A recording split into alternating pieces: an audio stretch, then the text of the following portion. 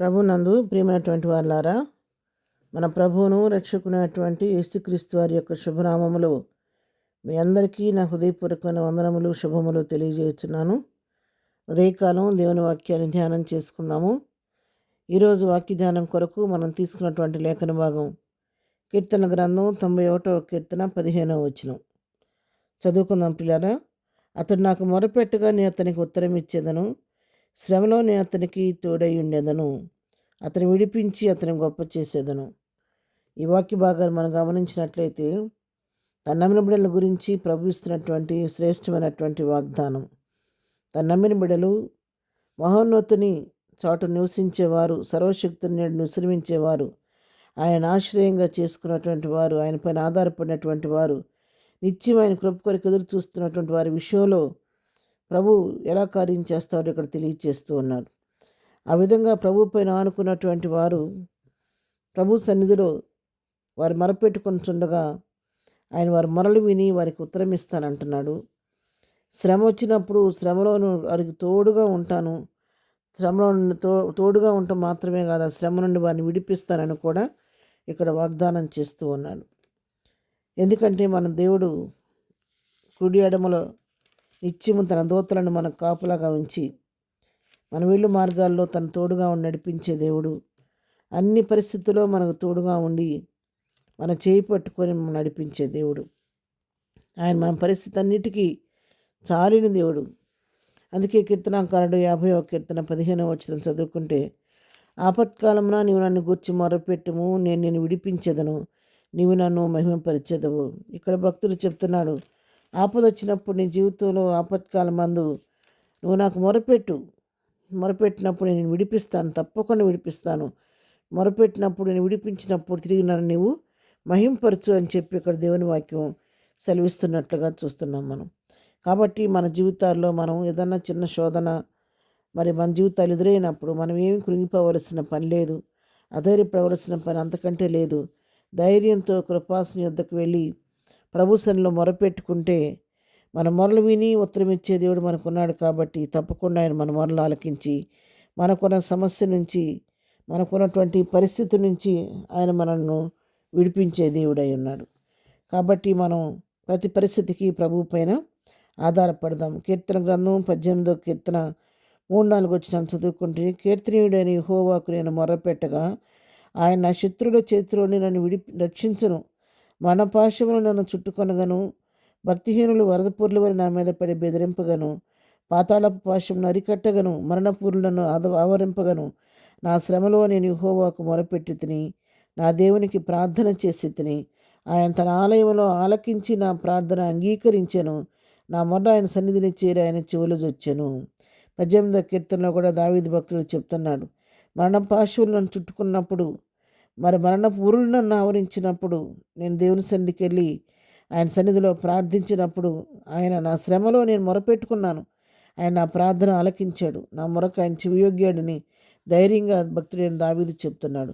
ఇక్కడే కాదు, 23వ కీర్తనలో కూడా దావీదు చెప్తాడు, గాఢాంధకారపు లోయలో నేను సంచరించినాను, ఈ అపాయమునకు నేను భయపడను, నీ దుడ్డుకరియు నీ దండం నన్ను ఆదరించునని చెప్పని అక్కడ కూడా దావీదు ప్రభుని గురించి ఒక మంచి సాక్ష్యం అక్కడ ఇస్తున్నట్టుగా మనం చూస్తున్నాం. అవును పిల్లారా, తన నమ్మిన బిడ్డల్ని ఎప్పుడైనా విడిచిపెట్టే దేవుడు కాదు. మన శ్రమ వచ్చినప్పుడు, మన జీవితంలో ఏదైనా శోధన వచ్చినప్పుడు ధైర్యంగా ప్రభు సన్నిధికి వెళ్ళి ప్రభు సన్నిధిలో మనం మోకరించి ప్రభు సన్నిధిలో మన సమస్యను చెప్పుకున్నప్పుడు ఆయన మనతో కూడా ఉండి మన పరిస్థితిలో ఆయన తోడుగా ఉండి వెంటనే మన పరిస్థితుల నుంచి మనల్ని విడిపించే దేవుడై ఉన్నాడు. యెషయా గ్రంథం 65వ అధ్యాయం 24వ వచనం చదువుకుందాం. వారికి ఇలాగున జరుగును, వారి వేడుకొనకు మునుపు నేను ఉత్తరం ఇచ్చేదను, వారు మనవి చేయుచుండగా నేను ఆలకించేదను. చూసారు ఎంత గొప్ప వాగ్దానం దేవుడు ఇస్తున్నాడు. మీరు నా దగ్గరికి సన్నిధికి రావటమే తరువాయి, రాలేక అడగలేక పొందలేకపోతున్నారు. మీరు వచ్చి అడిగితే నేను చేయలేని కార్యం అంటూ ఏమీ లేదు. మీరు వేడుకొనకు మునిపే మీకు ఉత్తరం ఇస్తాను, మీరు మనవి చేయుచుండగా నేను ఆలకిస్తానని చెప్పి దేవుడు వాగ్దానం ఇస్తుంటే, మన జీవితాల్లో మనం మనుషులపైన ఆధారపడి, మన స్వశక్తిపైన ఆధారపడి మనకు మనమే సమస్యను పరిష్కరించిన ప్రయత్నం చేసి కొన్నిసార్లు ఓడిపోతూ ఉంటాం. అలా కాదు, ఇంతవరకు నీ జీవితంలో నా జీవితంలో అలాగ చేసి ఓడిపోయిన వారుగా ఉన్నామేమో.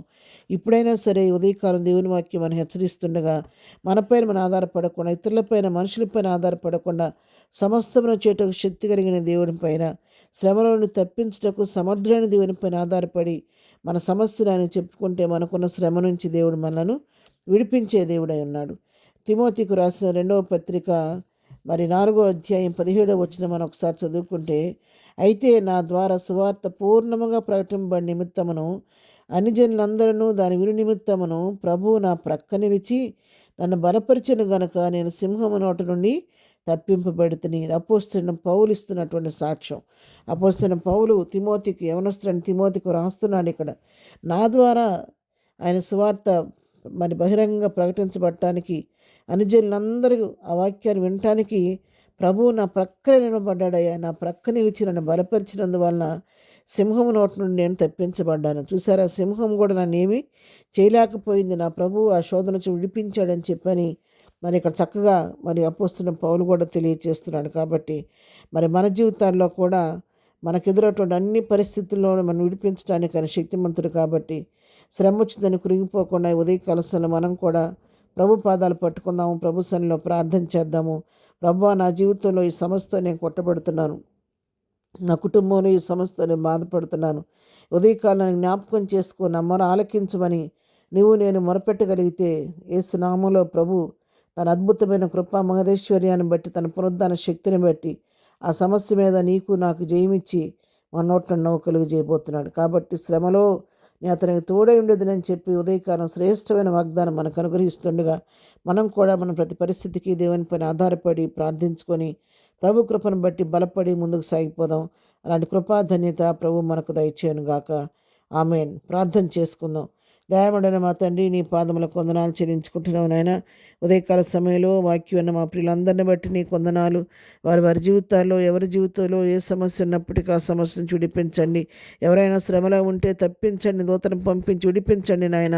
ప్రభా, కృంగిన వారిని లేవనెత్తే దేవుడు, గుండె చెదిరిన వారిని బాగు చేసే దేవుడు అయ్యా.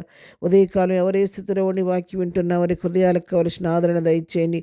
వారి మనసుకైన గాయాలు మానిపించండి నాయన. వారిన్న పరిస్థితి వారిని విడిపించండి. వారి మొరలాలకించి శోధన నుంచి, శ్రమ నుంచి తప్పించిన ఆయన వారికి సంతోషం, ఆనందం కలుగు చేయమని, ఇద్దరు నీ బిడ్డలు వెళుతున్న మార్గాలన్నింటిలో నీ కాపుదలు దయచి, వారు చేస్తున్న పనులన్నింటిలో నీ సహాయం ఎండుగా దయచి, ప్రతిపదం కీడు నుండి మమ్మలను మా కుటుంబాలను తప్పించి ఈ క్రిస్మస్ దీవులతో శుభాలతో మా కుటుంబాలను, మా గృహాలను నింపమని యేసు పరిశుద్ధ నామములో ప్రార్థించి అడిగి పొందుకొని ఉన్నాము తండ్రి. ఆమెన్. ప్రభు కృప సదాకాలము మనందరికీ తోడై ఉండి నడిపించునుగాక. ఆమెన్.